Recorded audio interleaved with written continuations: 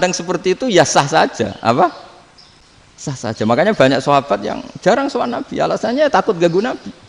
Banyak yang sering sowan Nabi, alasannya seneng Nabi. Yang sowan ya seneng Nabi, yang enggak sowan alasannya seneng. Lu Nabi itu tokoh, punya keluarga, punya anak. Kalau saya sering sowan berarti sering ganggu. Yang sering sowan dia alasan ini khazanah kita harus istifadah. Jadi zaman dulu dia biasa dua sahabat, yang satu milih mahabbah itu milih sering sowan, yang satu juga mahabbah milih tidak sering. Karena pertanyaannya bisa dibalik kan, sering sowan apa sering ganggu coba. Nabi Abedar, assalamualaikum. Nabi nimang cucunya, assalamualaikum. Ayo bener yang sowan apa bener yang enggak kalau seperti itu.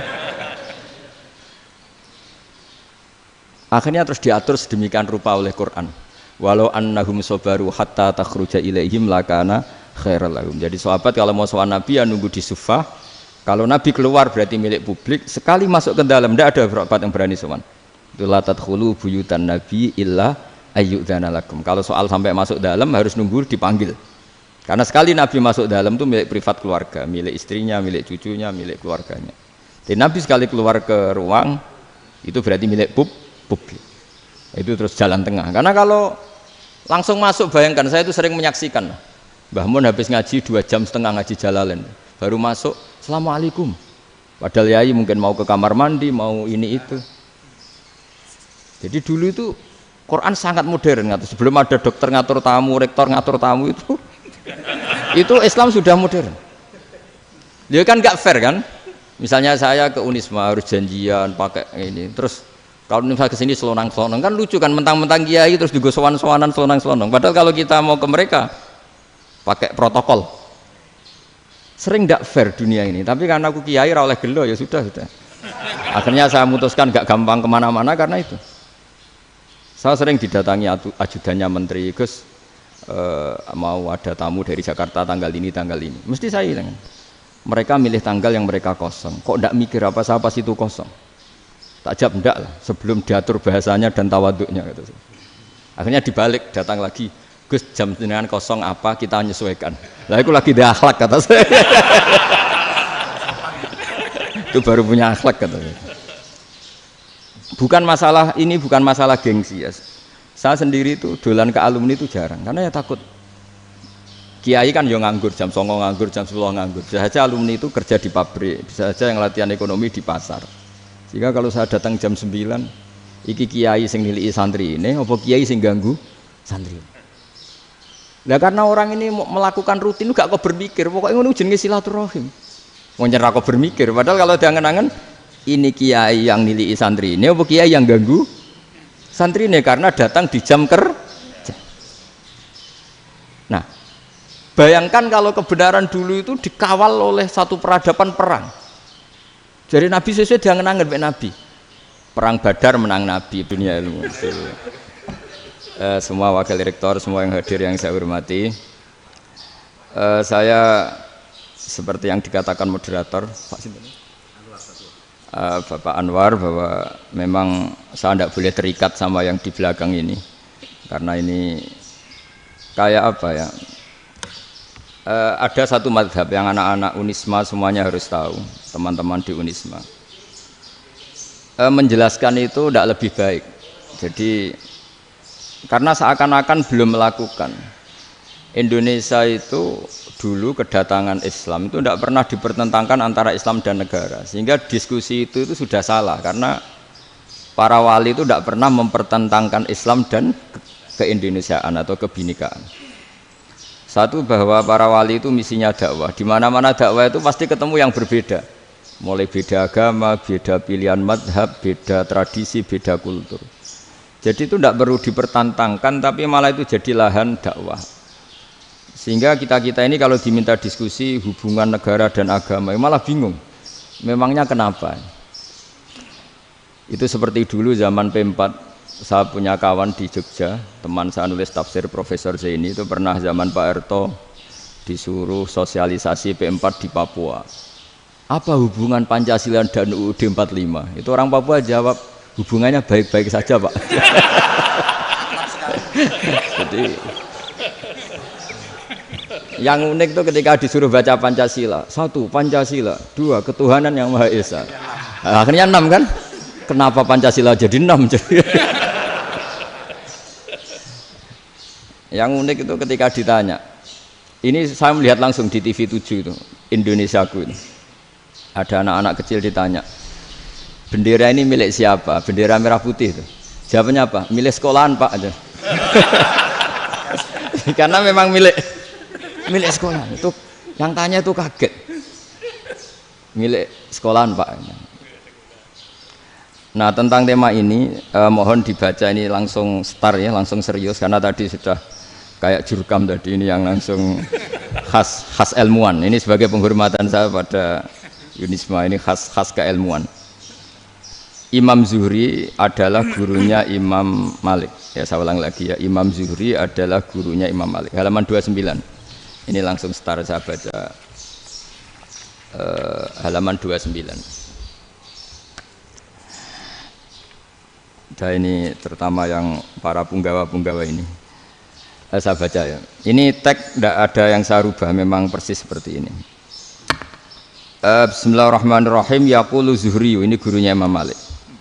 Fama futiha fil islami fathun qablahu kana a'zama minhu. Innama kanal qitalu haitsul taqon nasu. Falam makanatil hudnatu wa wadu'atil harbu wa amana nasu ba'duhum ba'do wal taqaw fatafawadu fil hadits wal munaza'ah. Falam yaklim ahadun bil islami yaqilu syai'an illa dakhala fihi. Walaqad dakhalataini kasanaten mislu man kana fil islam qabla dzalika wa aktsar. Terus ini ngomongnya harus santai, nggak boleh provokatif. Begini, kita tahu dalam perdamaian Hudaybiyah itu poin-poinnya itu semuanya merugikan Islam. Di antaranya adalah jika yang Islam masuk kafir harus dibiarkan, karena berarti masuk ke habitat asli. Karena Nabi sebelum jadi Nabi, komunitas pokok itu kafir, sehingga kalau Islam masuk kafir kembali ke habitat. Tapi kalau Islam masuk kafir, kafir masuk Islam itu harus dikembalikan karena dianggap bid'ah. Maka kalau kamu dituduh bid'ah itu tenang saja dulu, Nabi itu ya dituduh ji'ta bidinin muhdas, kamu datang dengan agama yang baru. Cuma agak diteruskan wa kullu muhdasatin bid'ah wa kullu bid'atin dalalah. Jadi orang-orang kafir dulu kalau ngomentari Nabi ya ji'ta bidinin muhdas, kamu datang dengan agama yang baru. Nabi nurut. Semua perjanjian yang merugikan Islam itu Nabi nurut. Tapi Nabi hanya minta satu hal, jangan ada perang 10 tahun. Dan orang boleh seminar, boleh diskusi tentang Islam. Ya ini dengerin betul ini. Jadi saya tidak akan provokatif, ini pakai logika. Nanti bisa dipakai disertasi doktor. Tapi saya minta orang boleh diskusi, boleh seminar tentang Islam. Akhirnya saat itu juga ada orang yang masuk Islam. Di depan tulisan itu belum kering istilahnya. Datang ke situ namanya Abu Jandal bin Suhail bin Amr. Itu datang ke Nabi, ya Rasulullah saya ini mau masuk Islam. Kata orang-orang kafir, ini pertama Muhammad, kamu komitmen enggak sama perjanjian? Kalau kamu komitmen harus kamu kembalikan. Nabi bilang, ya Abu Jandal kamu kembali ke mereka, ke habitat mereka, yaitu menjadi kafir, di komunitas kafir maksudnya. Akhirnya nangis. Umar, Sayyidina Umar itu mendekati Abu Jandal, kemudian memberi isyarat supaya ngambil pedangnya. Jadi isyaratnya wong ini baca ora wis. Maksudnya orang-orang kafir. Tapi Abu Jandal nggak mau. Singkat cerita akhirnya kembali ke komunitas kafir. Tapi yang dikatakan Imam Zuhri cara analisis ini nggak bisa pakai provokatif, harus pakai analisis. Innama kanal qitalu haitsul taqon nasu. Yang namanya perang itu menjadikan orang tidak berpikir jernih. Ini poin yang diambil oleh Rasulullah. Kalau dibahasakan Nabi curi kesempatan, masuk Nabi dikatakan mencuri, meskipun itu hanya bahasa ya. Nggak mungkin lah kita bahasakan seperti itu. Saya ulang lagi ya. Kenapa ada perang berkesinambungan sampai tahun ke-8 Hijriah? Mulai tahun kedua ada perang Badar sampai tahun 8 Hijriah itu perang terus. Nabi sama orang kafir perang terus. Akibatnya apa Pak Profesor? Namanya perang itu ya nggak kau bermikir. Pokoknya agar ketemu Islam perang, Islam ketemu kafir perang nggak kau bermikir.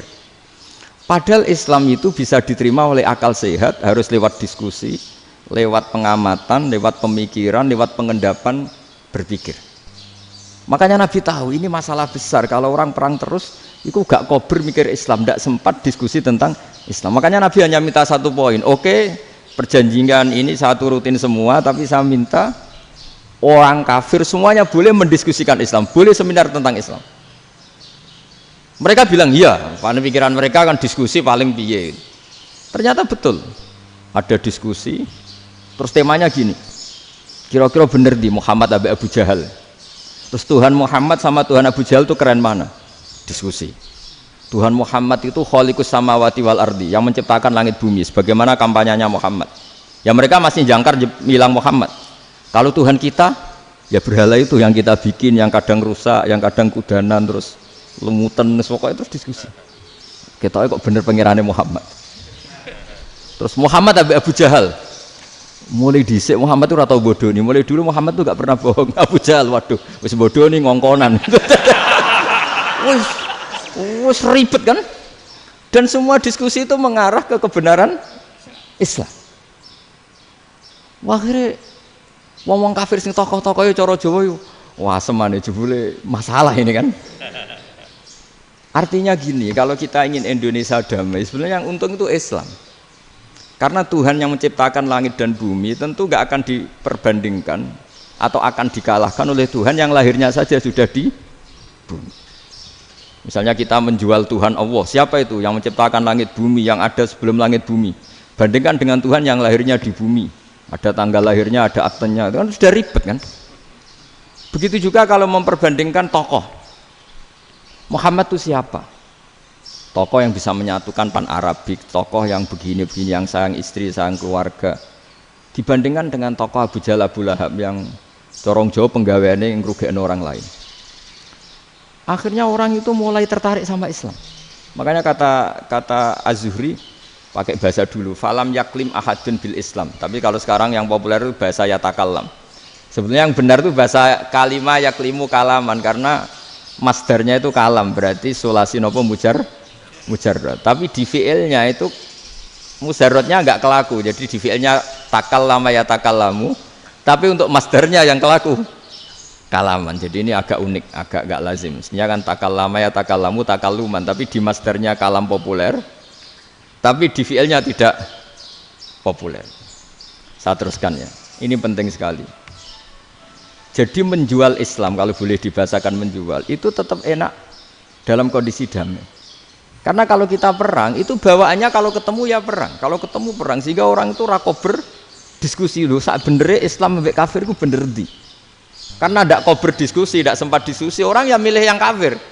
Karena yang mayoritas yang kuat. Sementara Islam zaman itu lemah.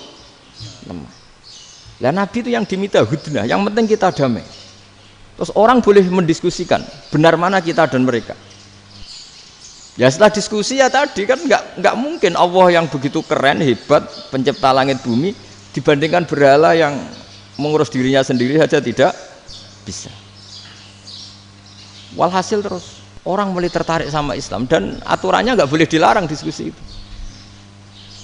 Nah makanya saya pernah ditanya beberapa profesor di Jogja, Gus suatu saat kalau kampus paling keren di Jogja ini ada Islamic Studies, kemudian pengajarnya dari berbagai agama, ini riskan nggak bagi Islam?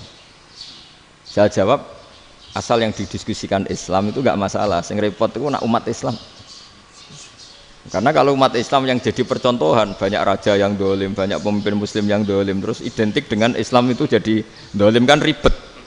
Ya kalau pas umat Islam, kalau Islam yang kumat kan jadi masalah kan. Nah ini kan terus jadi beda umat Islam sama Islam yang lagi apa? Kumat. Singkat cerita terus Islam mendapat posisi yang luar biasa.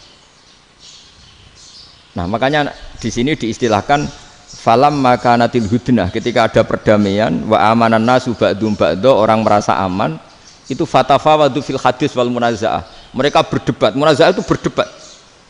Keren mana konsep Muhammad dengan konsep Abu Jahal?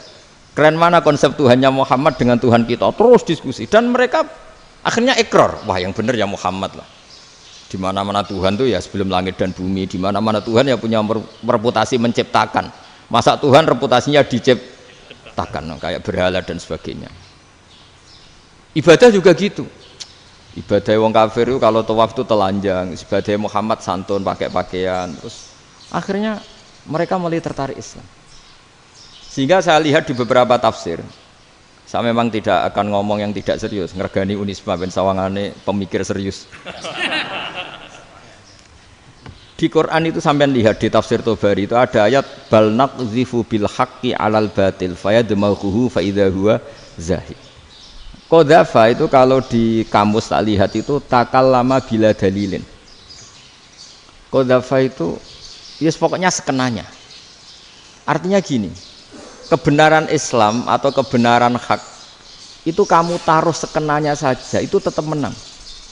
Apalagi kamu taruh secara teratur, kamu taruh sekenanya saja itu tetap menang. Sehingga di sini banyak sahabat yang hidup di Cina. Sekarang juga banyak orang alim yang milih hidup di Amerika, banyak orang alim yang milih hidup di Inggris. Dan mereka pede, percaya diri karena kebenaran itu kamu letakkan di mana saja, itu tetap akan menang, akan menemukan momentum kemenangannya. Misalnya gini, contoh paling gampang. Dulu para peneliti, saya ulang lagi dulu para peneliti itu ya datang kemana-mana, termasuk Ibnu Battuta, termasuk Ibnu Khaldun, ya semua peneliti itu suka neliti.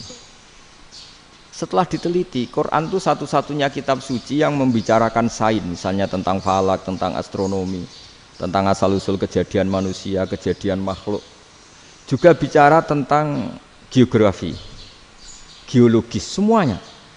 Sementara kitab lain hanya cerita tentang mawaid wal hikam wal ibar. Jadi diteliti kayak apa, pada akhirnya hak ini yang menang. Bal naqdhifu bil haqqi 'alal batil fayadmaghu fa idza huwa zahid. Saya berkali-kali cerita, ada ulama yang ahli matematika. Ketika ditanya kenapa kamu suka ngajar matematika, sampai muridnya itu ragu, ini guruku mlebu swarga ta ora, penggaweane mulang matematika. Tapi para muridnya bermimpi bahwa Imam Amudi itu disuruh ngajar para malaikat. Dan itu pede betul dia. Kata Allah, ini ulama saya yang iman kepada saya setingkat iman kamu. Jadi malaikat itu tidak mungkin Gusti kita menyaksikan langsung engkau sementara ini di bumi, nggak nyaksikan jenengan. Kenapa bisa sepede dan seyakin itu? Akhirnya Imam Amudi disuruh ngajarin matematika. Jadi Anda kalau profesor itu nanti harus sempat ngajari malaikat, itu baru benar-benar profesor. Jadi nanti di akhirat ngajari siapa? Malaikat. Jadi ada seminar yang melibatkan banyak malaikat, narasumbernya itu seorang profesor. Itu ketika kenapa engkau begitu yakin kalau Allah itu Tuhan dan Allah itu Al-Wahidus Shomad. Terus Imam Amudi mulai nulis angka gak beraturan. 2, 3, 4, 5 sampai 1 miliar, 1 triliun, pokoknya enggak beraturan. Kata beliau, nisbatus naini wasalasa ila ma la nihayatalaha iku nisbatul far'i ilal asli. Mbok angka sebanyak apapun, 2 dibanding 1 ya far'ul wahid, 3 dibanding 1 ya far'ul wahid, semua angka yang enggak terhingga pun dibanding 1 semuanya far'ul wahid. Semua angka sebanyak apapun itu cabang dari angka 1. Fakullu hadhil awalim far'un minal wahidis shomad, yaitu Allah Subhanahu wa ta'ala. Wah, kira malaikat tepuk tangan, iya juga.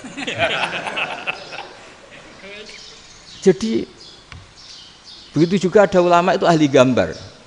Saya dulu ngaji sama Mbah Mun Al-Husunul Hamidiyah, itu kitabnya itu banyak gambarnya. Dan gale gambar yang ngawur betul, mangga ahli gambar. Saya Apple, sempurna lele. Semua gambar bangunan, gambar sapi, pokoknya gambar. Ternyata dia menemukan Tuhan itu dari gambar. Gambar serapi ini atau seruwet ini sama. Gambar rapi sama ruwet itu sama kalau dalam pandangan tauhid. Dimulai minan nuqtah al-wahidah. Kowe cek gambar sing rapi, sing indah, cek gambarmu elek, dimulai dari satu titik. Dan titik ini nuqtatil wujud, yaitu Allah Subhanahu wa ta'ala. Jadi nak cara ahli tauhid gak penting gambarnya api, menang lomba atau ora penting. Butuhe hadis surah ini gambar baik yang rapi maupun ndak adalah min nuqtah dari satu titik. Ya. Alam raya sebanyak ini mbok gambar mbok ora, cek mulai Mars sampai Jupiter kabeh semua bentuknya yang banyak ini semuanya min wah min nuqtatil wujud, yaitu dari titik wujud gini kok Allah Subhanahu wa taala. Di sini hebatnya ulama-ulama, mbok dia pengajar matematika, mbok pengajar gambar, semuanya dipakai perangkat untuk tauhid. Lah itu kan juga bagian dari Islam damai, Islam yang sangat tidak perlu perang untuk orang dipaksa Islam. Enggak perlu provokatif kayak tadi pidatone rektor jenengan tadi. Jadi ciri utama ilmuwan tuh kalau ngomong datar tapi logikanya enggak terbantahkan, itu ciri khas ilmuwan. Kalau ciri khas politikus kalau ngomong itu keras, provokatif lah kira-kira gitu. Tapi isinya biasa. Nah saya berharap nanti semua profesor doktor itu datar tapi isinya kualitasnya bagus ini. Mentes. Jadi makanya terus kata ulama kenapa diistilahkan balnat zifu bil haqqi, kenapa pakai qadzafa sementara qadzafa maknanya takallama bila dalil. Maksudnya bila dalil di sini itu min ghairi ikhtiyajin ila dalilin, kebenaran itu memang nggak butuh dalil. Apa kita perlu dalilnya apa, buktinya apa? Kalau 3 itu cabang dari 1, wong gendeng yang takut gitu pas orang gendeng. Wong 3 cabang dari 1 kok ditanyakan buktinya apa? Itu min awalil bidahah. Pertama orang pasti tahu kalau 3 itu far'ul wahid, 1 juta juga far'ul wahid, 1 miliar juga far'ul. Gambar yang sebanyak apapun ya dimulai dari 1 titik, cek gambar benar maupun yang tidak. Akhirnya apa? Ulama dulu itu sebegitu rileks nerangkan tauhid. Lalu kenapa asma ini yang ya ini kan khas NU ya, khas pesantren. Sebenarnya saya keberatan pakai istilah khas NU, pakai khas pesantren karena NU itu anaknya pesantren, jangan dibalik pesantren anaknya NU, karena sebelum ada NU itu ada pesantren. Tapi kayaknya Unisma lebih suka pakai bahasa NU dan saya ya agak orderan yang terpaksa disuruh ngomong. Ini agak apa ya, agak kacau sebetulnya ini, agak kacau. Jadi NU itu sama pesantren itu tua pesantren. Jadi NU dilahirkan pesantren, bukan dibalik pesantren dilahirkan NU. Sehingga barokahnya didirikan pesantren ini, kadang nyuwun sewu sekali Mbah Hasyim itu kadang ide besar beliau itu ora dituruti wong NU. Jadi Mbah Hasyim cara kula kok dadi Mbah Hasyim ya mangkel. Mbah Hasyim itu ngarangno kentong. Nggih ngaramno beduk, tapi NU nganggo kentong. Beduk. Dan uniknya Mbah Hasyim enggak tersinggung. Karena ciri khas pesantren itu membolehkan perbedaan apa? Pendapat. Itu masyhur khilafnya Mbah Hasyim sama Mbah Fakih Mas Kumambang itu sampai dikitabkan. Saling ngeritik, saling macam-macam lah. Jadi cara berpikir Mbah Hasyim ketika Nabi rembukan, ini gimana ya cara menentukan waktu sholat ya? Ya pakai kentong ya Rasulullah, dzakalin nasara itu untuk orang Nasrani. Ya pakai buk itu trompet, dzakalil yahud itu untuk orang Yahudi. Terus, ada yang usul lagi pakai api ya Rasulullah, dzakalil majusi itu orang Majusi. Setelah itu ada orang datang lari-lari cerita mimpi azan tadi. Ya itu terus dipakai sarana pemanggilan sholat ya azan itu. Sehingga Mbah Hasyim menolak kentong. Karena mantas sababi qaumin fahuwa minhu. Beliau keras sekali sampai bilang haram. Beliau judulnya ya haram, al-jasus antakhrimin nakus. Setelah naskah itu sampai ke Mbah Fakih Mas Kumambang di Gresik situ, di daerah Dukun situ. Dulu nggak ada WA ya, jadi sampainya ya lama. Makanya saya sampai sekarang nggak punya WA, karena ya saya ulama kan, kalau WA-an terus ya jadi ulama. Nggak jadi ulama, main WA-an terus itu. Nah itu termasuk rektor gak kau bermikir itu mesti kebanyakan WA.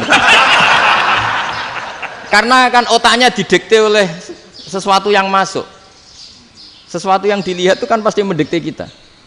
Beda kalau yang enggak WA-an kan mikir apa kita yang menentukan. Kalau WA-an kan kita ditentukan. Mau mikir anaknya butuh apa gara-gara WA informasi Jakarta mikir Jakarta. Padahal secara kewajiban ngapain kamu orang Malang mikir Jakarta?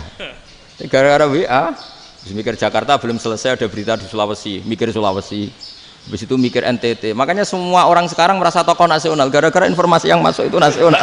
Jadi Mas Yo RT yang mikir gimana Gus Indonesia kok. Ada RT sampai lupa kalau dia itu RT. Jadi semua orang sekarang merasa tokoh nasional. Dan itu gara-gara apa coba? Akhirnya semua orang juga punya ide tentang nasional. Harusnya negara itu gini-gini. Jebule wonge sing duwe ikon itu sapa? RT. Ribet kan? Saya teruskan. Setelah naskah itu sampai ke Kiai Fakih Mas Kumambang. Beliau itu marah besar. Ini harus dilawan dan saya bukan karena benci Mbah Hasyim. Beliau teman saya ketika ngaji Kiai Mahfud di Mekah. Jadi Mbah Fakih dan Kiai Hasyim itu teman ketika ngaji di Mekah. Terus cara ngelawan tuh lucu, gak ilmiah tapi gak ilmiah wong alim tetap ilmiah. Di mana-mana serupa itu tidak sama. Ya kalau mungkin zaman Nabi di Madinah itu zaman itu kentong itu identik dengan milik Nasrani. Di Indonesia beda. Pos kampling ya kentong, kebakaran ya kentong, wae sarapan orang di LP ya pakai kentong. Jadi tidak ada jaminan kalau kentongan itu identik dengan Nasrani. Lalu haramnya di mana? Yang di mana-mana tasabuh itu identik. Ini tidak identik. Mulai masalah kan? Mulai masalah. Jadi beliau gaya judul Hazruus. Hazruus itu kepala bergeleng-geleng. Sekarangan kok ngene jadi sekarangan kok provokatif gitu. Nah. Dan itu Mbah Hasyim ya hormat Mbah Fakih hormat Mbah Hasyim. Saya sendiri secara pribadi itu lebih suka pendapat Mbah Hasyim sebetulnya. Karena bagi saya sholat itu sakral. Ya sudahlah kalau sakral ya dipanggil dengan sesuatu yang sakral yaitu kalimat thayyibah adzan. Tapi saya tidak akan bilang kalau kentongan itu haram. Karena kalau haram alasannya mirip orang Nasrani. Sementara pos kampling ya pakai kentong, ada banjir ya kentong, ada kebakaran ya kentong. Jadi tidak identik untuk misa atau untuk sholat ala Nasrani. Tapi itu dulu ya rileks saja. Dua beliau itu ya saling menghormati, padahal saling kritik. Dan dulu ulama yang beda madhab itu ya saling menghormati. Imam Syafi'i itu kalau sholat di kawasan Masjid Abi Hanifah ya tidak kunut. Ketika ditanya kenapa kamu tidak kunut sementara engkau berpendapat kunut itu sunat, ikroman di hadal madhab, saya sangat menghormati madhab. Imam Ahmad bin Hanbal itu berpendapat kalau orang pakai bekam, pakai iftisot atau hijamah itu batal sholatnya. Sementara Imam Syafi'i mengatakan tidak batal apa sholatnya atau wudunya tidak batal. Tapi Imam Ahmad itu ditanya, apa kamu makmum Syafi'i? Bagaimana mungkin saya tidak makmum sama wali kutub seperti Imam Syafi'i? Padahal menurut keyakinan Imam Ahmad ini sholatnya batal. Ini habis ikhtijam udah wudu. Tapi tetap saja beliau. Karena perbedaan pendapat di furu' itu lazim.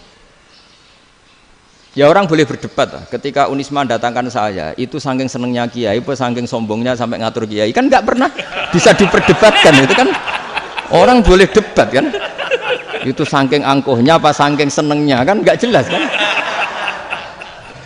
Kan dan orang boleh setuju pendapat saya, yaitu ngatur kiai itu haram. Setuju juga Pak Rektor, ekspresi mahabbah itu ya macam-macam. Dulu sahabat ya gitu, sahabat itu ada yang nggak kenal wajahnya Nabi sama sekali sampai akhir hayatnya. Ketika ditanya, lo kamu itu sahabat kok nggak tahu wajahnya Nabi? Saya tidak pernah berani memandang Nabi karena ijlalan lagu, terlalu menghormati saya sehingga tidak berani memandang wajahnya. Ada sahabat yang penggawaannya dulu wajah Nabi sampai bisa nyifati alfiu faminunil hajib, sampai bisa nyifati detail karena dulu wajah Nabi itu ibadah.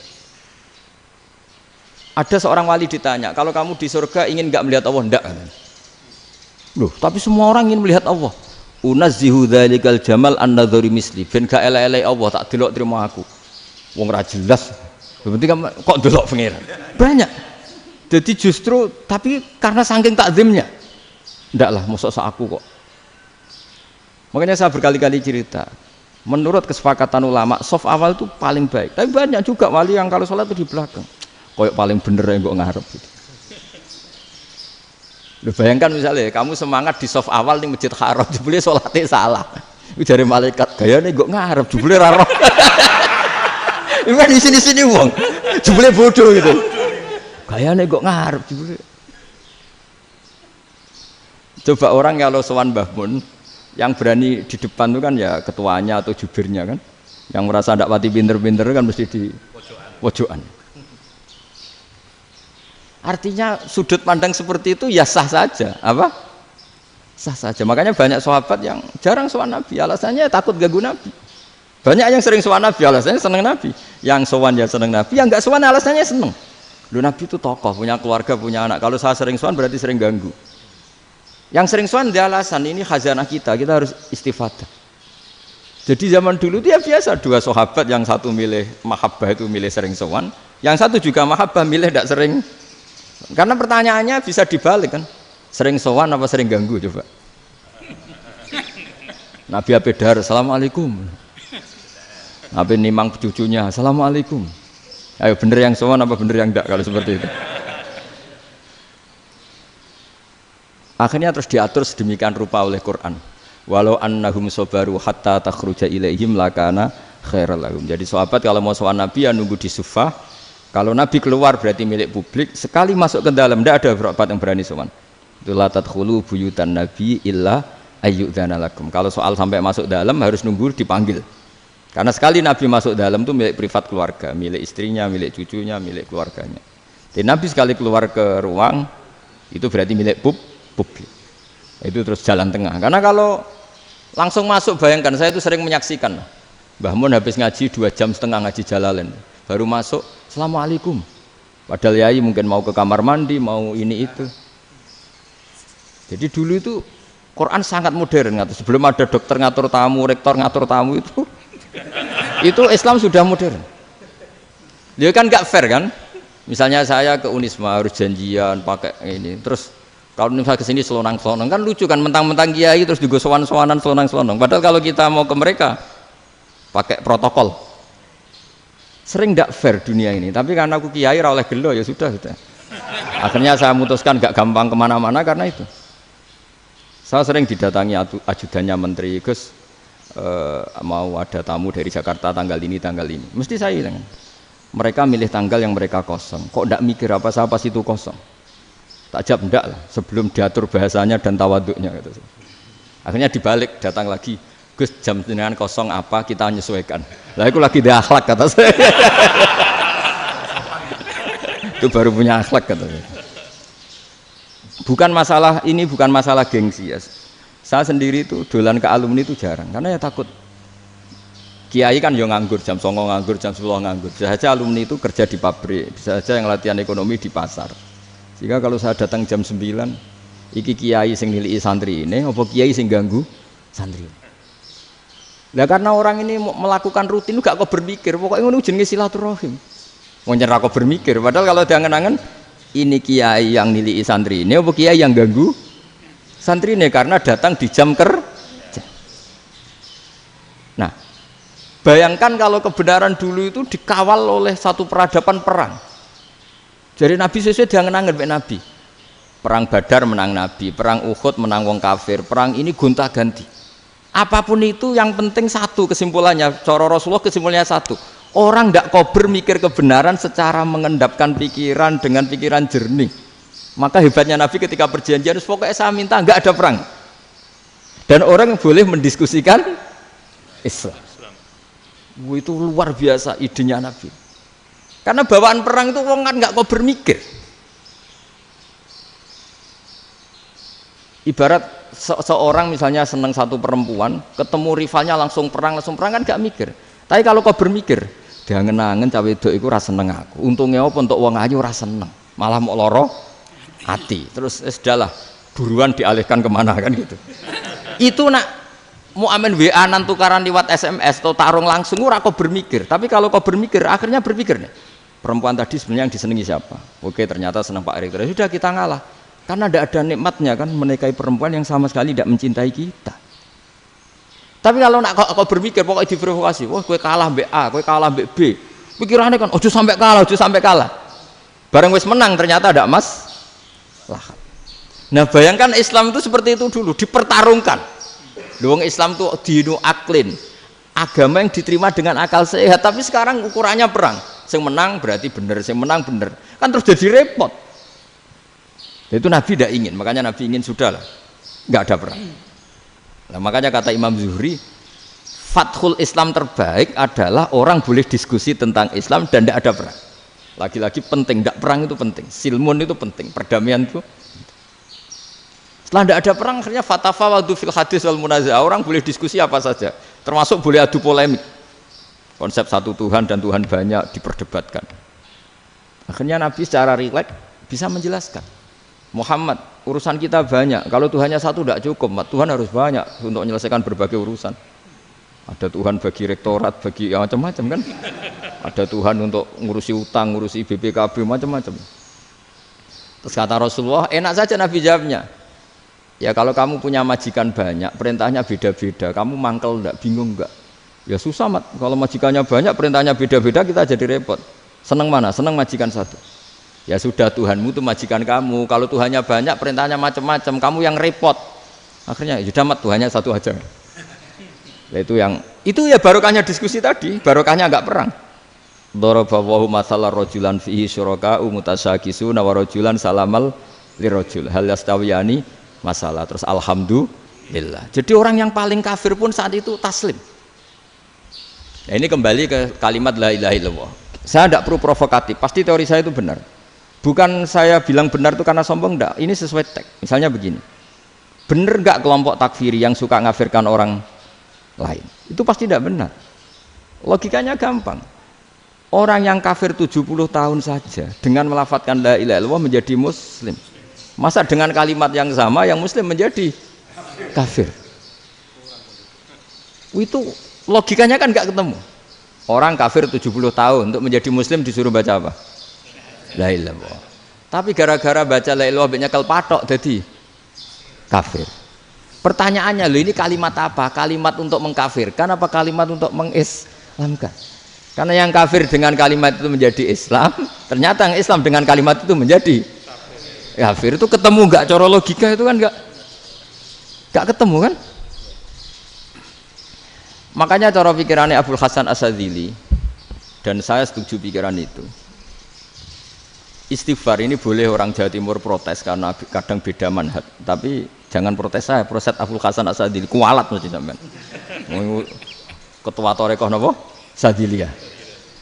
Cara madzhab Sadili, dan Anda boleh berbeda madzhab, mencari khasnya wong kampus wani beda. Beda kapasitas lah, pokoknya butuhnya beda. Dan ketok pinter, ketok kritis tuh. Cara madzhab Abul Hasan Asyadzili itu gini Pak Rektor. Jadi istighfar itu baik, tapi ba'da kamali tauhid, setelah tauhidnya itu benar. Alasan beliau masuk akal. Ketika ada ayat fa'alam annahu la ilaha illallah wastaghfir li dzambik. Bihadil kalimah. Jadi orang boleh istighfar itu setelah tauhidnya benar. Alasannya Abul Hasan Asyadzili begini. Qulil ladzina kafaru iyantahu yughfar lahum ma qad salaf. Katakan kepada mereka yang kafir, sekali mereka tidak kafir, maka otomatis dosanya masa lalu diampuni. Pertanyaannya, yang bisa menghentikan kekafiran itu kalimat apa? La ilaha illallah. Dengan hanya melafadzkan la ilaha illallah Muhammadur Rasulullah, langsung yughfar lahum ma qad salaf, langsung dosanya diampuni. Berarti yang menjadi pengampun dosa lah, penyebab pengampunan itu apa? La ilaha illallah. Itu bahkan orang kafir belum istighfar. Di ayat itu kan Allah enggak mensyaratkan setelah la ilaha illallah istighfar baru diampuni, enggak. Asal la ilaha illallah langsung yughfar lahum ma qad salaf. Saya ulang lagi ya, jelas ya. Jadi kulil ladzina kafaru iyantahu yughfar lahum ma qad. Nah, sekarang iyantahu, mereka berhenti dari kafirnya. Syaratnya pakai apa? La ilaha illallah Muhammadur, itu langsung yughfar lahum ma qad. Artinya apa? Ghufranullah itu bisa didapat hanya dengan mujarrodut tauhid, yaitu hanya dengan melafadzkan kalimat thayyibah. Dan sahnya istighfar juga berdasar kalimat thayyibah itu. Misalnya gini, orang kafir sebelum Islam melafadzkan astaghfirullah, astaghfirullah, astaghfirullah, kira-kira diterima enggak? Enggak kan? Karena syaratnya istighfar ba'dat tauhid. Nah, makanya dalam madzhab Sadili istighfar itu setelah la ilaha illallah. Karena cara pandang ya seperti itu. Jadi fa'alam annahu la ilaha illallah wastaghfir li dzambi. Jadi dengan kebenaran tauhid saja ini sudah cukup kita insya Allah layak diampuni. Karena innallaha la yaghfiru ayyusyraka bihi wa yaghfiru ma duna dzalika liman yasha. Jadi orang yang tauhidnya benar itu bisa diampuni Allah asal tauhidnya benar. Itu Allah ngendikan lima yasa wa yaghfiru ma duna dzalika lima yasa. Dawe Imam Suyuti walam yakun liman yastaghfir.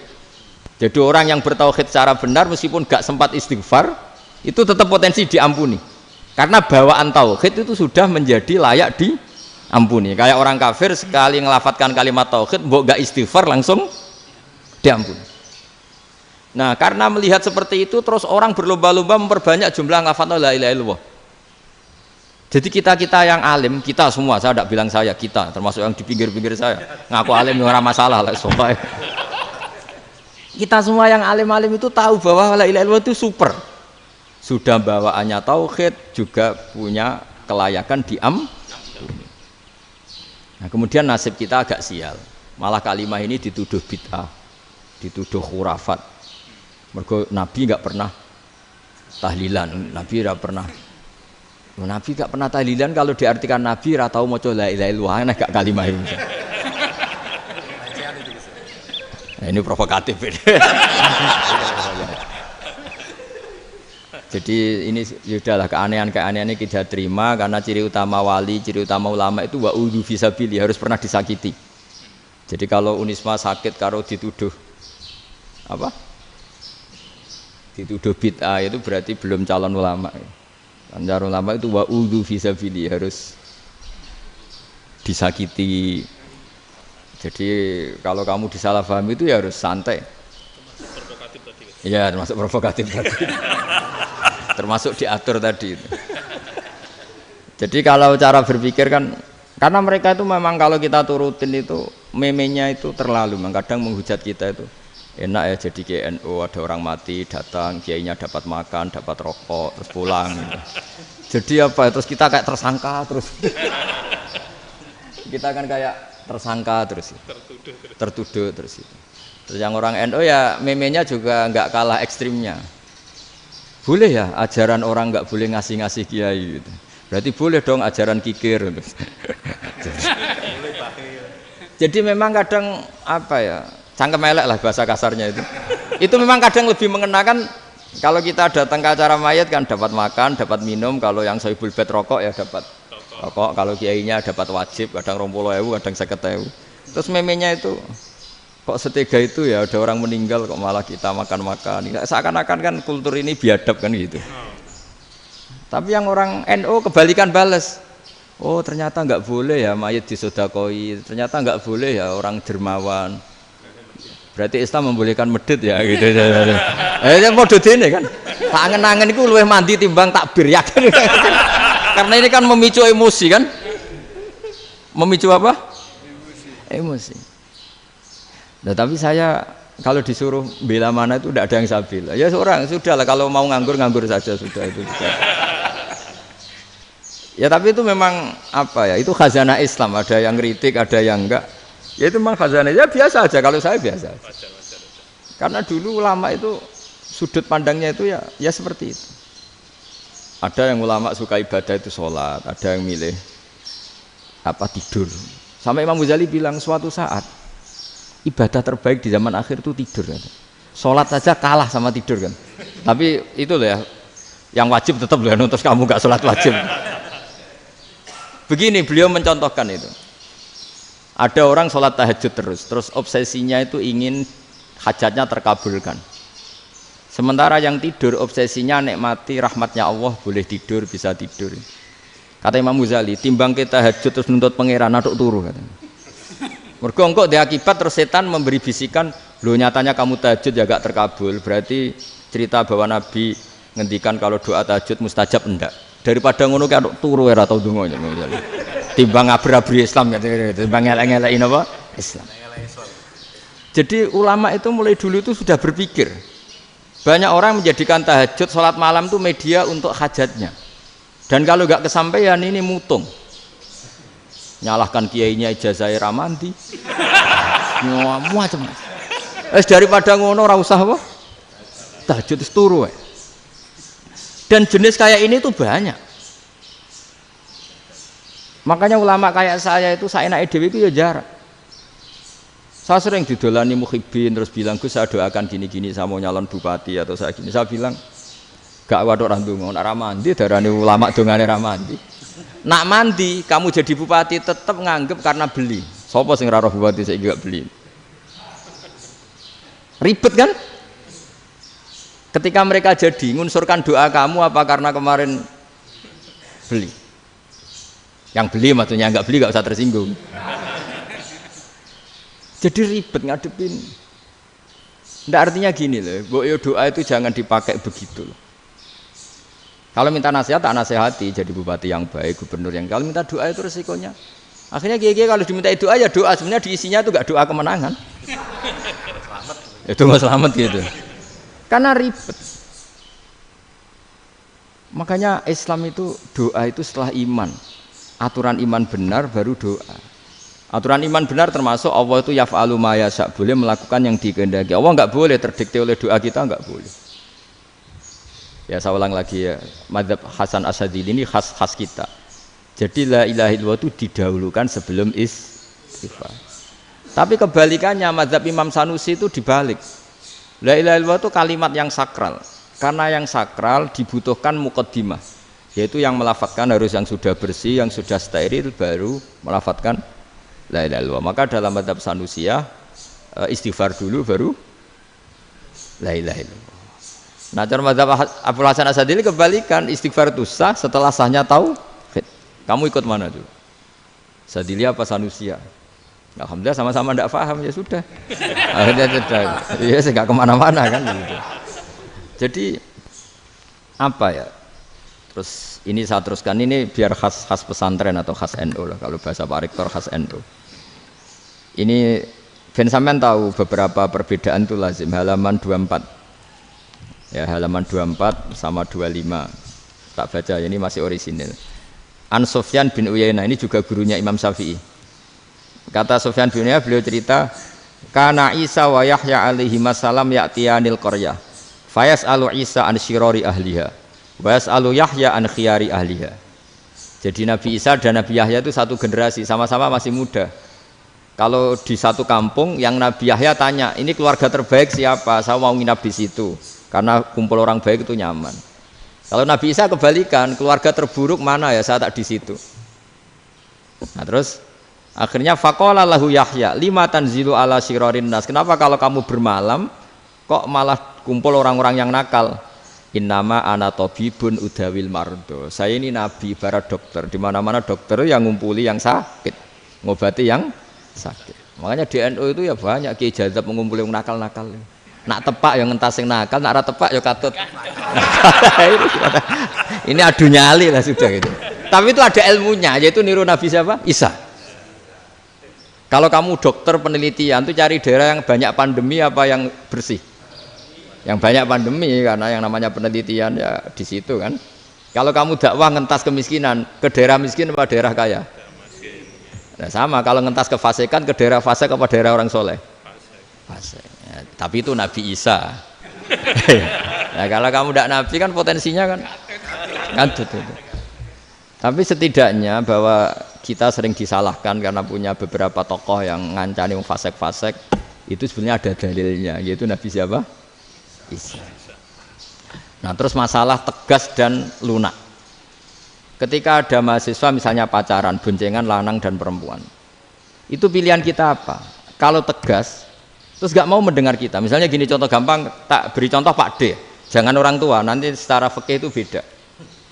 Nah ini kan kita orang pesantren biasa ngaji fikih detail. Kamu Pak D seorang perempuan mahasiswi misalnya sering pacaran, setiap ke situ sama pacarnya kamu diam saja, padahal kamu dosen keislaman. Mesti pamanaan kamu nyimpulkan ternyata pacaran itu tidak apa-apa, buktinya Pak D itu tidak negur, menengahi. Ini berarti as-sukut alal mungkar. Tapi kebalikannya, Pak D ini terkenal keras. Nak rono mesti ra diaku ponaan. Akhirnya ya ora rono. Mesti ngerti nak mesti diamuk.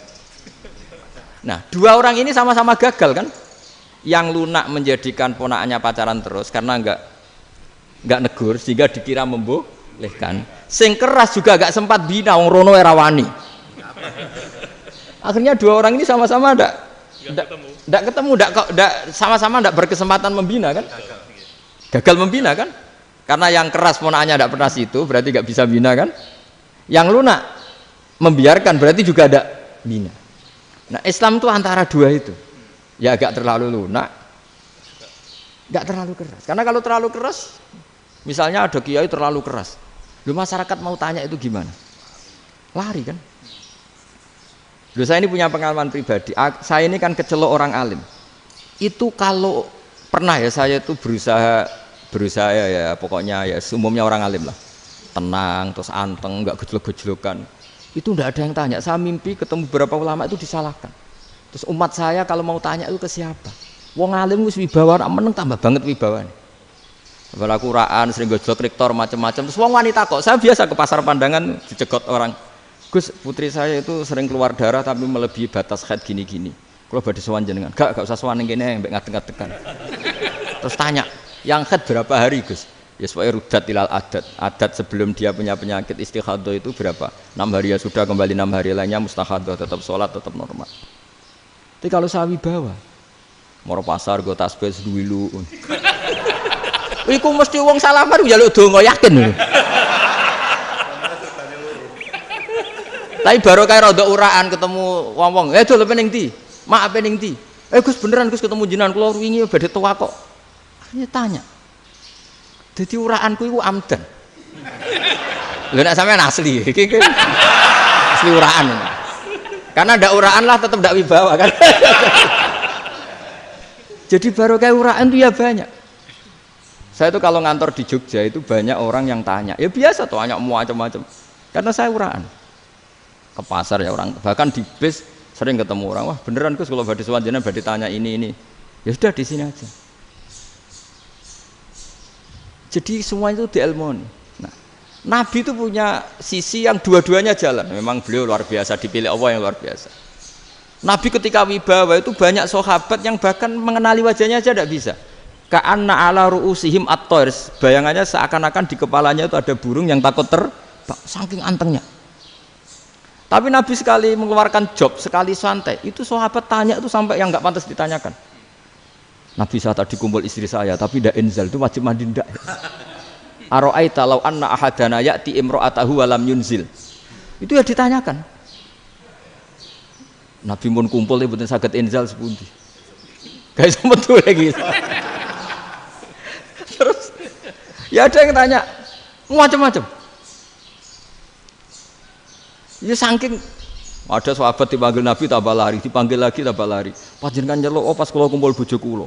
Lah kula kuwatir jenengan orang suci, saya belum mandi, makanya saya lari.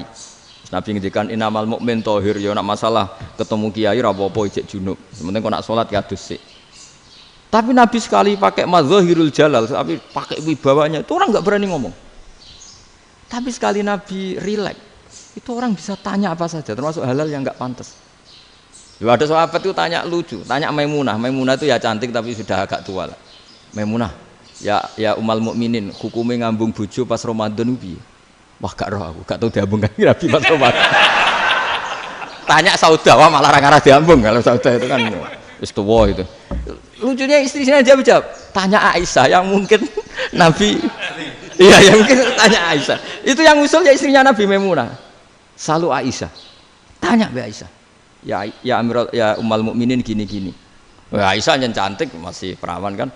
Qabbalani Rasulullah bahwa oh Nabi biasa ngambung-ngambung pas Ramadan dan beliau tetap puasa. Akhirnya fakih ngarang kan wa takbil fi Ramadan wa tublah la tubtilu shauma ngambung ora. Iku udah biasa dhisik. Ya nasib bojone ayu. Ndak ini artinya seasik itu. Jadi garwane Nabi sing ngrasa rodok tuwa. Wah aku ora tahu ya. Kok Aisyah. Serilek itu dulu itu. Maksudnya orang-orang Islam pertentangan itu. Maksudnya ini ya balik semua ini bedanya orang pesantren sama orang kampus. Kalau orang kampus mau cerita agama itu rahmatan lil alamin, tapi nyontokno rileke ora iso. Agama itu rilek, tapi nyontokno rileke ora iso. Mergo ya rapati ngaji. Contohnya ora iso, dadi mau gawe kaidah kok Islam itu rahmatan. Jadi Nabi itu lah, Allah juga gitu. Allah itu kalau sudah memperlihatkan madzahirul jalal, itu mbok malaikat Jibril rawani. Ketika Allah dengan madzahirul jalal. Tapi kalau Allah dengan madzahirul jamal, madzahirul apa? jamal. Iku ya gojol-gojol kan ambek makhluke gojol. Ya buli-bulian cara sakniki. Ya sampean delok ning hadis syafaat itu, akhiru man dakhalal jannah atau akhiru man kharaja minan nar itu di beberapa judul. Ada seorang rajul yang ahli neraka ya, dintas mbek pangeran terus ditudono swarga. Gusti, swarga, ngiler tok ora wong wayu, roh wis ngiler tok. Ngerjaluk Gusti mosok roh tok ora oleh mlebu. Jarimu asal mlebu metu kon neraka ora jaluk-jaluk meneh. Sumpah lho ya, gak jaluk apa-apa meneh. Mboten Gusti. Sekali saya keluar dari neraka ndak akan minta apa-apa lagi. Wis. Wallahi, wallahi. La as'alu ghairaha. Mesti ghaira khoslah, ghaira tilkal khoslah. Ya niku pokoke selain keluar dari neraka saya ndak akan minta lagi. Didono swarga wong do kelon seru wibet kan. Sing bojone elek kan dendam dadi ning swarga iku. Swarga iku wis macam-macam lah. Gusti mosok roh tok ora oleh mlebu. Jarine janji ra njaluk meneh. Akhire ya wis didelokno neraka. Jadi pangeran jawabe gampang didelokno neraka. Roh neraka begitu menyakitkan, begitu ngeri. Sudah Gusti saya tidak minta surga, sementing enggak masuk neraka. Rabbana srif anna adzab jahannam. Setelah lama itu diadepno swarga njuk mlebu swarga, terus diadepno neraka. Akhirnya ya sudah. Saiki mlebu swarga gak apa-apa. Iku jawabe lucu. Atas taziu jenengan ngenyek kula. Wong karuan ra ahli swarga kok mlebu swarga. Terus akhirnya mlebu swarga, bareng mlebu swarga tamanna, sangen-angen sing mbok jaluk apa? Bareng angen-angen yang indah-indah, laka wa asratu amsal. Ya siku tak turuti wa asratu amsalih lan lipatan ke-10. Jawabe wong lanang ya lucu. Atas tazi ubi wa anta rabbul alamin. Jenengan pangeran kok ngenyekan. Maksudnya wis karuan aku ora pantes. Terus jare pangeran, la astazi ubika walakinni alama asya'u qadir. Aku gak ngenyek kowe, pancen aku pangeran. Nuruti kowe iku iso. Jadi Allah sendiri ketika dengan madzahirul jamal itu malaikat ya ono sing wani bantah. Masyhur itu kan malaikat sing bantah pangeran ataj alufiya mayufsidu fiya wasfikut. Karena Allah dengan madzahirul jamal. Sing paling masyhur Nabi Musa. Nabi Musa itu ketika Nabi Mi'raj. Nabi Mi'raj itu beliau kira-kira di langit keempat lah yang masyhur atau kelima. Ngelangkai. Nabi Musa nangis, "Ya Rabbi ini apa-apaan?" Orang sing ja'a ba'di kemudian melangkai makom saya ini apa-apaan? Jadi Nabi Muhammad kan apapun hebatnya kan junior. Kok melangkai makom saya ini apa-apaan? Enggak fair. Sampai Nabi Muhammad itu tanya gini sama Jibril. Reaksi Allah gimana ketika melihat Musa seperti itu? Jawab malaikat Jibril lucu. Ya roh khiddatahu. Allah sapal gayane Musa. Biar. Jadi lucu. Ya dibiarin aja sama Allah. Tapi wong jenenge Nabi Musa itu kekasihnya Allah. Tetap berkah bagi kita. Betul. Ketika setelah Mi'raj diwajibkan sholat 50.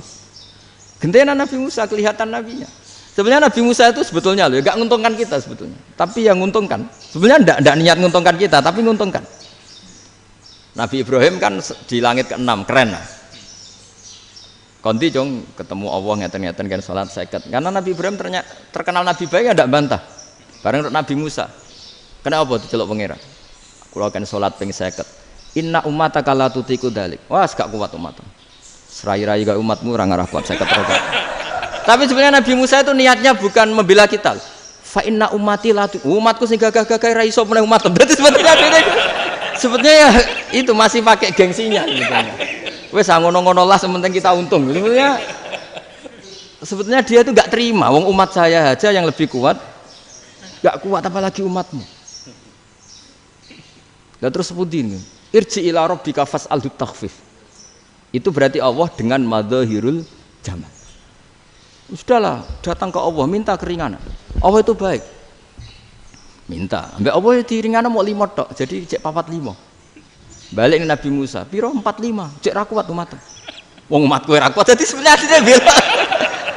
Umatku ora kuat. Lho cara Nabi Muhammad model wong Malang, yo beda umatku mbek umatmu.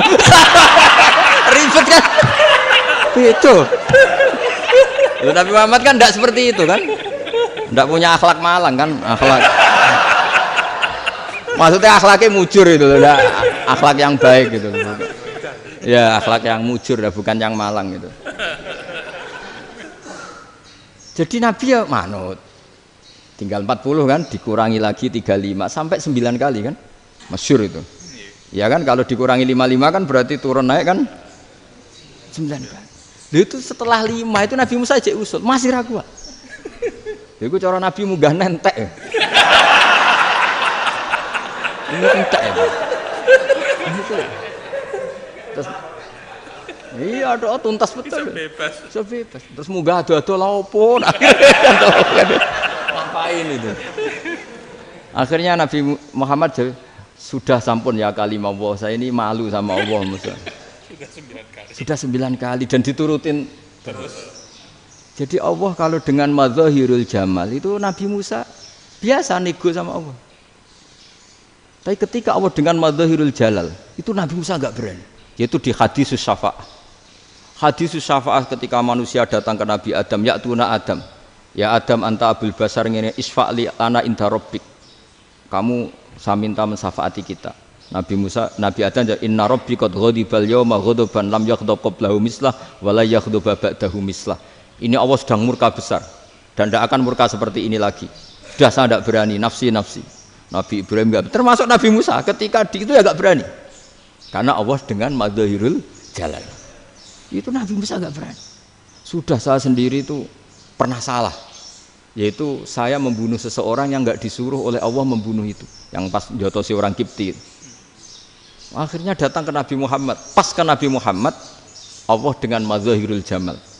Dengan madzahirul jamal sampai Kanjeng Nabi ngendikan analah, saya akan memintakan syafaat kalian. Terus fa ahmadu rabbi bima hamida allamaniha rabbi. Saya muji Allah dengan pujian-pujian yang orang lain tidak tahu, hanya saya yang diajari, kata Rasulullah. Nah, di sini menurut banyak ulama termasuk kitab yang saya baca, kenapa Muhammad sebagian namanya Ahmadu?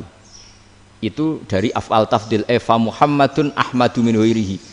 Muhammad Rasulullah itu kalau muji Allah di atas cara mujinya Nabi yang lain. Jadi Ahmadu bukan dari fi'il mudhari' lil mutakallim tapi dari af'al apa? Tafdil. Fa Muhammadun Ahmadu min ghairihi. Bahwa Kanjeng Nabi Muhammad sallallahu alaihi wasallam itu cara mujinya Allah di atas pujian para nabi. Makanya di sini Sayyid Ali Zainal Abidin kalau muji hamdal hamidin wa fauqa hamdil hamidin. Jadi pujian saya ini di atas rata-rata cara mereka apa? Memuji. Yaitu sirinya apa? Nabi itu tahu bahwa akhirat tidak bisa batasi Allah. Kamu tidak bisa nyemprit Allah. Allah, ini akhirat loh. Amal sudah tidak manfaat. Ingat itu. Tidak bisa seperti itu. Allah itu nggak bisa tunduk sama konstitusi yang bernama akhirat. Artinya Allah meskipun di akhirat tetap duwe hak yaf'alu ma yasa atau yaf'alu ma yurid. Nggak bisa kamu terus wah ini akhirat amal ra iso dikirim wong mati, amal ra iso dikirim. Ya pangeran kok mbok atur. Kalau kita yang mengirimkan tidak bisa, tapi kalau Allah tetap bisa. Makanya ada kiai mengatakan kodok qadar ora iso dirubah, itu kamu. Makanya ada seorang kiai ditanya, kodok qadar ora iso dirubah sekali dicatat selesai. Jari kiai tadi, tapi nak Allah iso. Dalile apa ya yamhuwahu ma yasha wa yusbit. Nak Allah ya iso, sing ra iso kan kita. Nah, Nabi itu tahu betul meskipun akhirat itu Allah masih bisa dinego saking baiknya. Akhirnya Nabi sujud, masyhur itu terus, ya Muhammad irfa' ra'sak wasal tuqa wasatu safa. Semat sirahmu angkat. Kowe njuk apa tak turuti. Terus semenjak itu Nabi minta apa? Syafa'. Artinya apa? Ketika Nabi lain berpikir bahwa akhirat ini membatasi amal karena sudah Nabi tahu betul kalau Allah tetap Allah yang enggak terbatas kekuasaannya, enggak terbatas rahmatnya juga saat di akhir. Makanya disebut fa Muhammadun Ahmadu min ghairihi. Makanya wa mubasysyiran bi rasuli ya'ti mim ba'di ismuhu Ahmad. Jadi makanya terus banyak GNU sing macam-macam lah. Sing ana sing potongane wedi terus hati-hati. Niku berarti makome madzahirul jalal.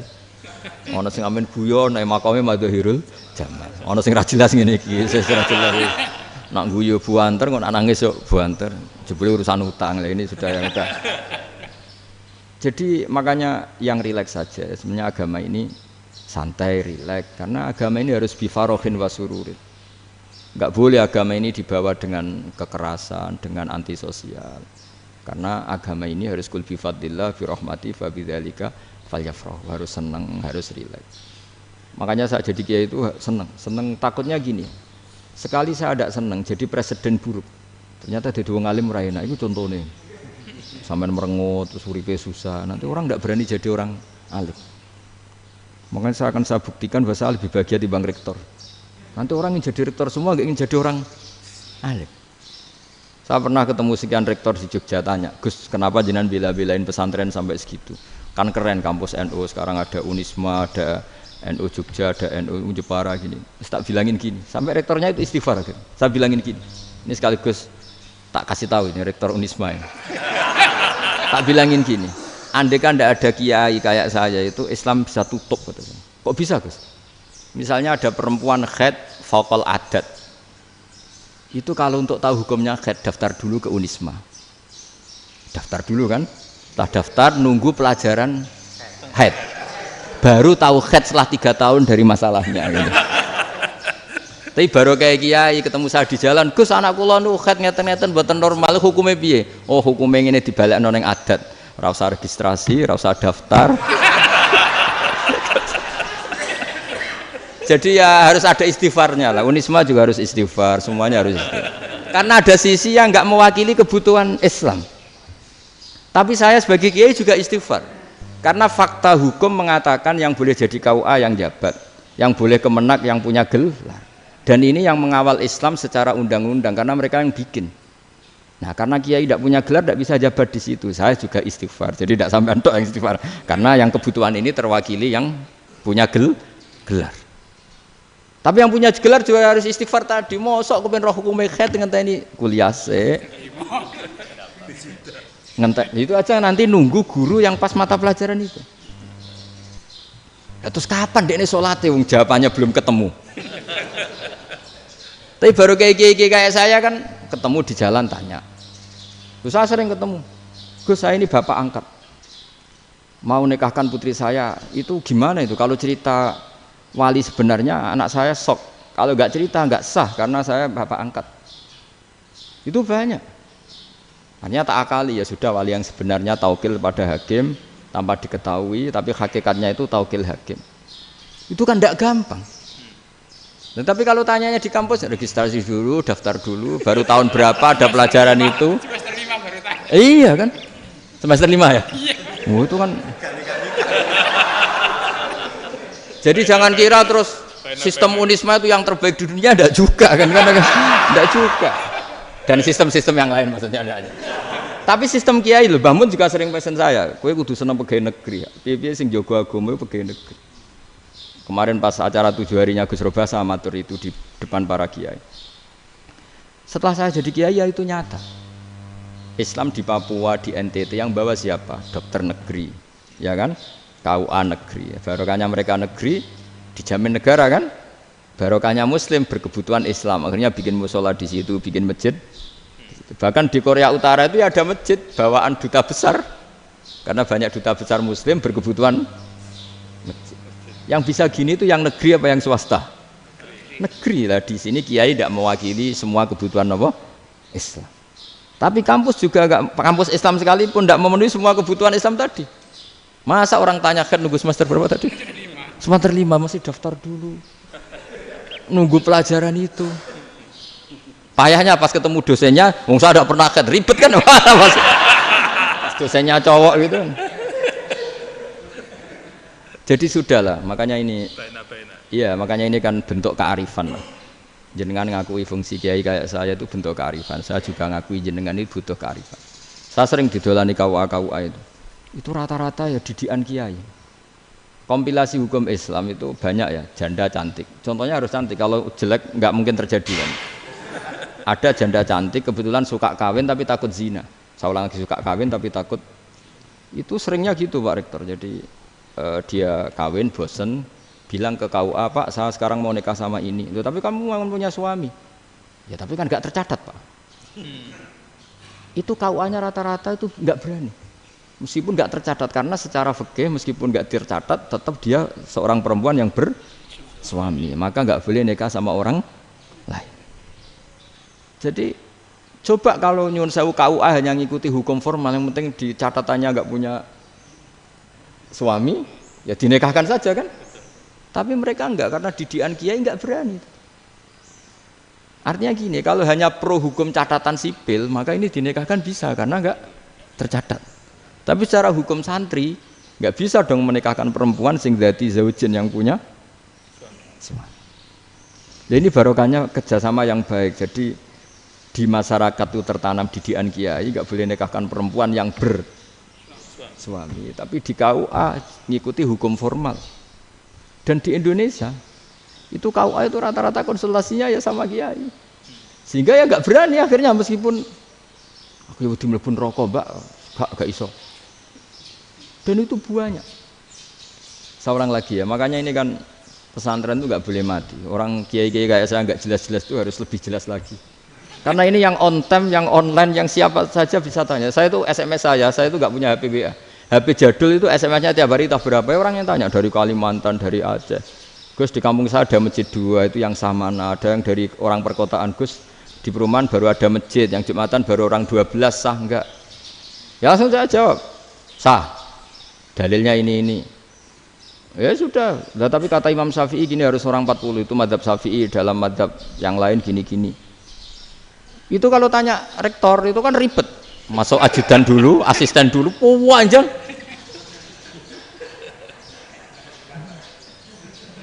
Wah itu kan ribet kan?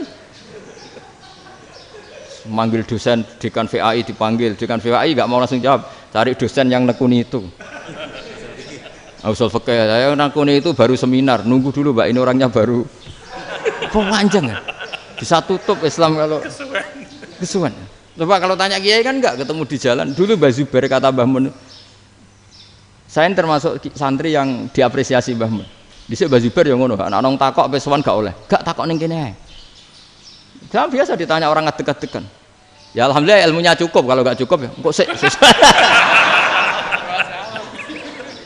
Jadi sebetulnya orang sopan itu ya agak-agak ada yang ditutupi sebetulnya.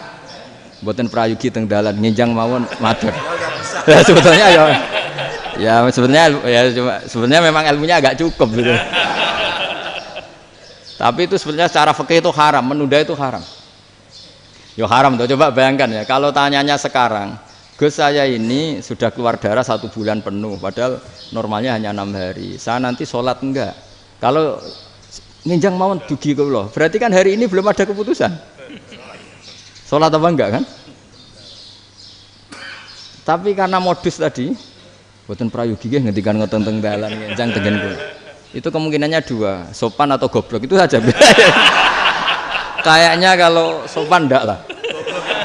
Kayaknya enggak lah kata saya. Karena secara fikih itu jelas haram. Bagaimana mungkin sesuatu yang harus dipraktekkan nanti duhur dijawab besok, berarti duhur, asar sampai subuh belum ada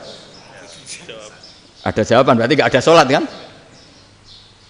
Makanya dibutuhkan orang-orang alim yang kultural seperti ini, dan NU menghormati kultural. Tapi Mbah Mun juga sangat menghormati Islam formal, karena tadi produk-produk formal itu bisa dilembagakan oleh negara, dan itu kita ikut untung. Makanya Mbah Mun itu kalau punya tamu KUA, punya tamu polisi sampai pejabat itu.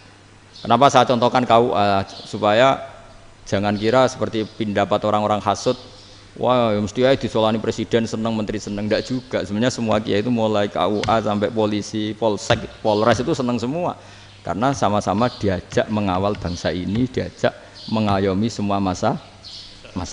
Tapi kadang-kadang masyarakat ngeritiknya, jenenge kiai disolani menteri ya seneng, presiden, padahal yang sowan kiai itu ya mulai KUA, Kapolsek, kepala desa, RT, Mudin.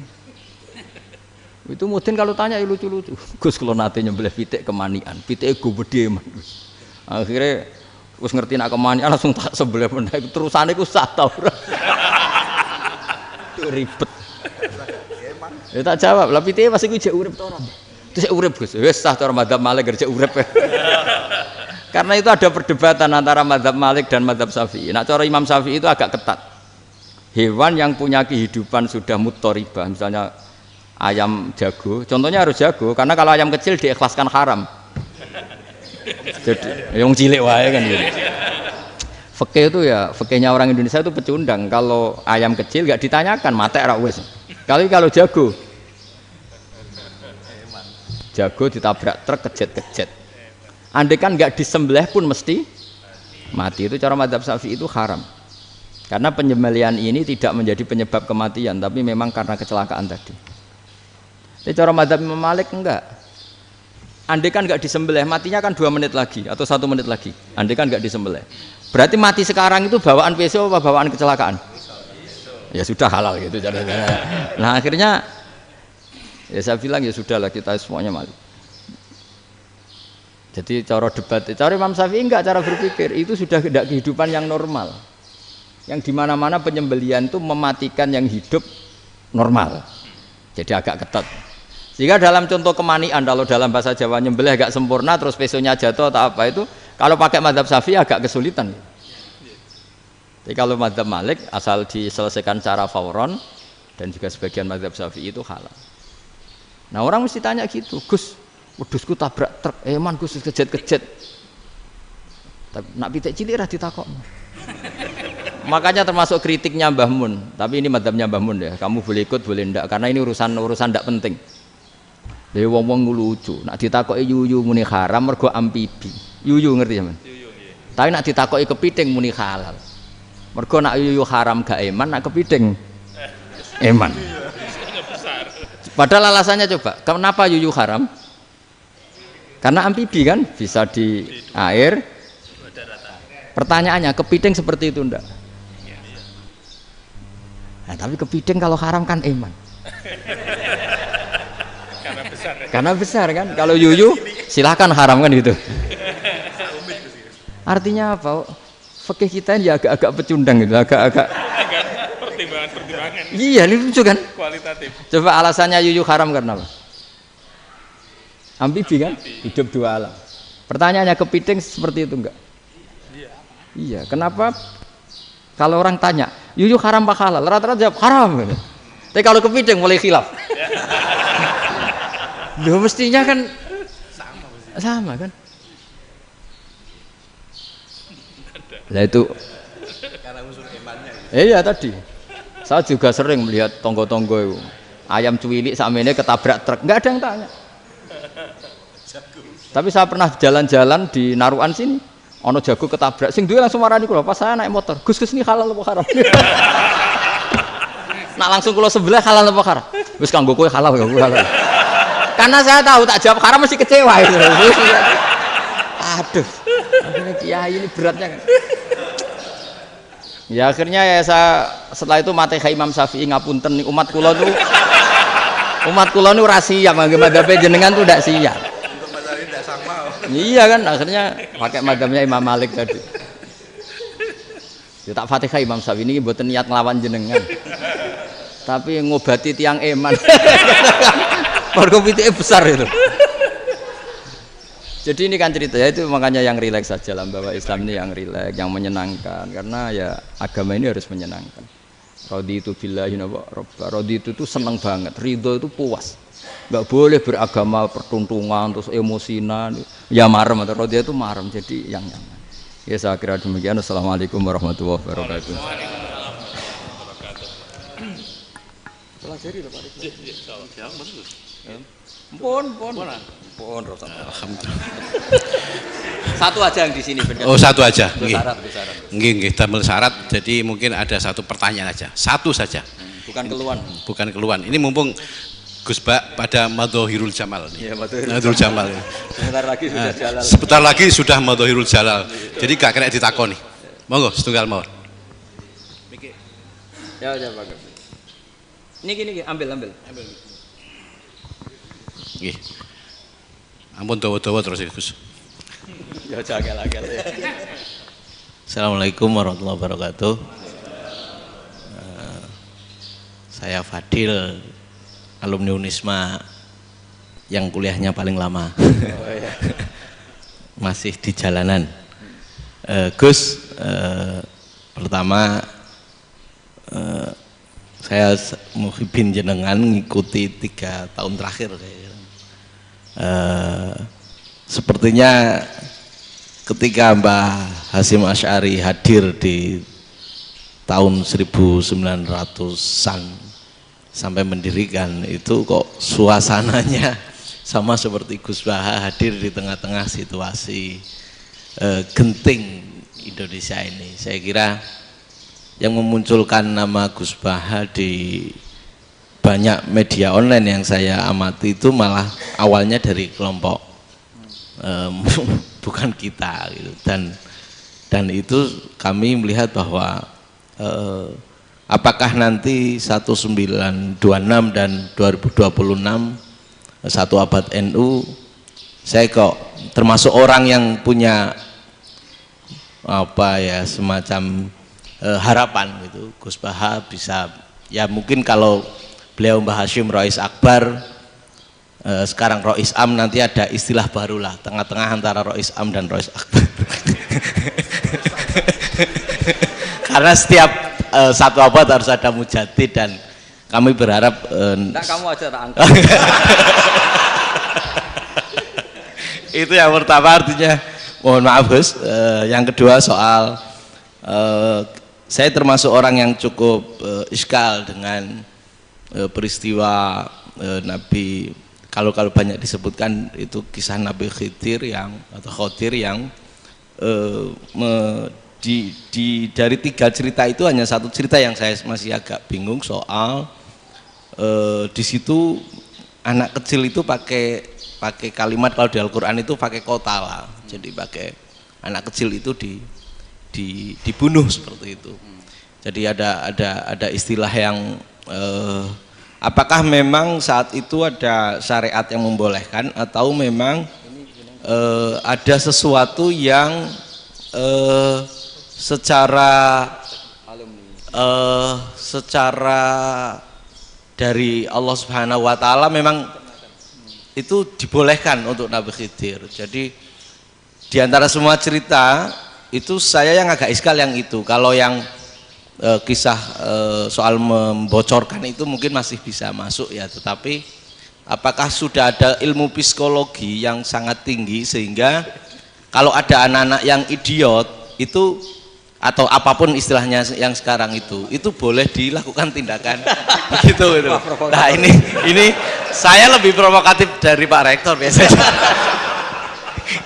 Artinya mohon maaf karena pemahaman saya ada 2 pendekatan ilmu yang masuk, satu seperti Nabi Musa, yang satunya seperti Nabi Khidir. Mudah-mudahan ada sedikit penjelasan.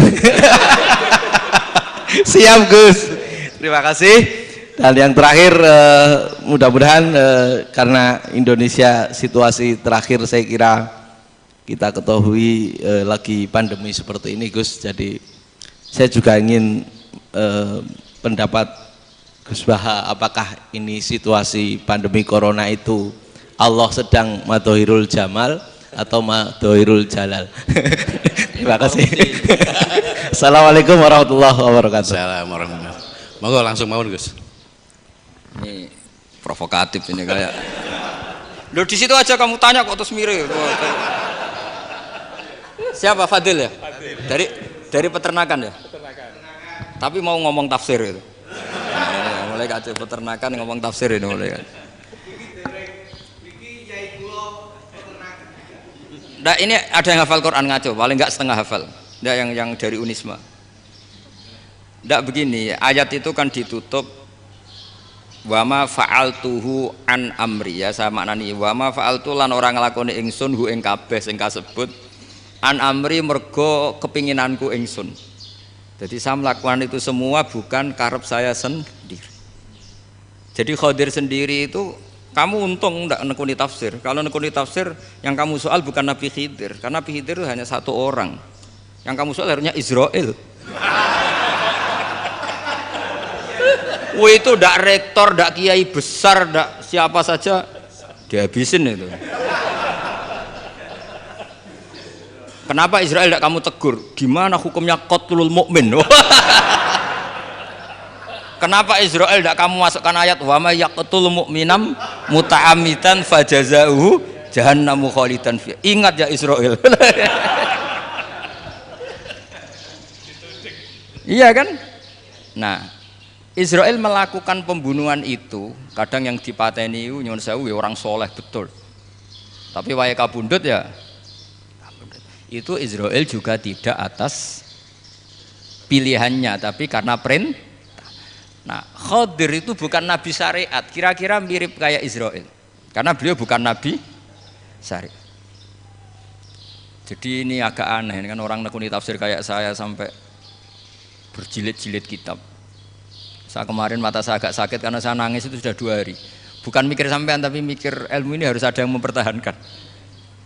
Karena apa ya, nekuni ilmu itu kan ribet. Kalau yang nekuni ilmu terus dosen terus rektor itu ya agak ada fasilitasnya. Kalau nekuni ilmu kiai itu naruh keramat kan taqabbala wa minna minkum taqabbal ya karim. Iya, tapi saya alhamdulillah keramat jadi ya tetap hidup itu terus. Saya ulang lagi ya. Harusnya Mas Fadil itu kalau nekuni itu yang disoal tuh Nabi Khidir. Nabi siapa? Apa malaikat siapa? Israel. Karena itu korbannya lebih banyak. Pertanyaannya, Israel kena enggak oleh aturan ayat wa may yaqtul mu'minam muta'ammidan fajazahu? Kan enggak. Karena semua itu wa ma fa'altuhu an amri. Saya lakukan ini. Mungkin ngaji kamu enggak khatam sih mau delok fakotalah itu. Itu Nabi Khidir pasti tersinggung, enggak baca belakangnya itu.